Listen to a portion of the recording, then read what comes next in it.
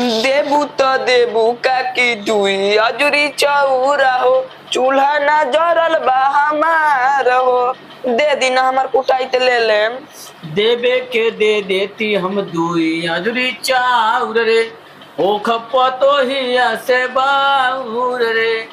देवे के तो हम दे देती, लेकिन जाना तो नस्कुतनी कितना खतरनाक हो। आ तुझ घर में चौरे नहीं खेरे?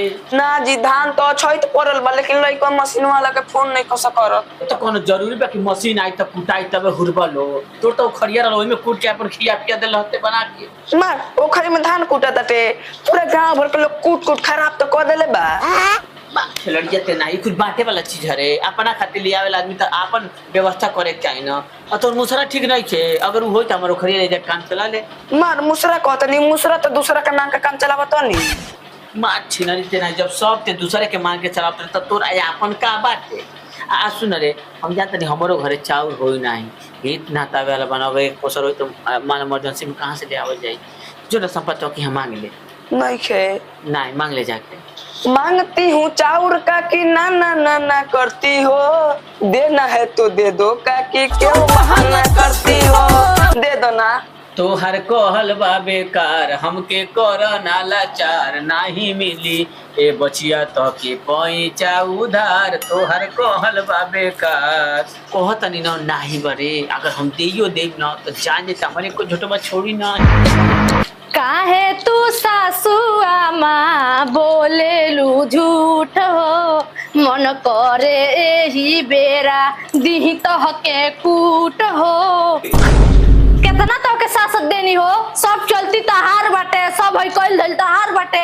आ इनका के पैसा दे देबू त हम तार झोटा उखाड़ लेम। हम तोर पतो भैनी ते हमार सास रे, तनी तनी बतिया पर क देले बांस रे।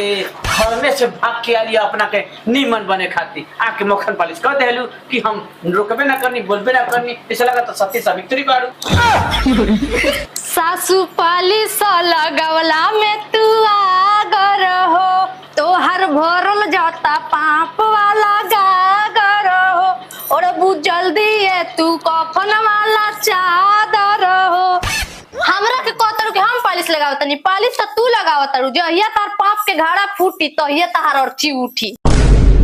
अब पालिश करते बस सास पतोह दोनों जानी मिलके आग लगइबू का, आ चाउर खातिर डुगडुगी पिटवइबू का। देहलु लो ना कुछ अबे अपने बवाल कर हेलु लो।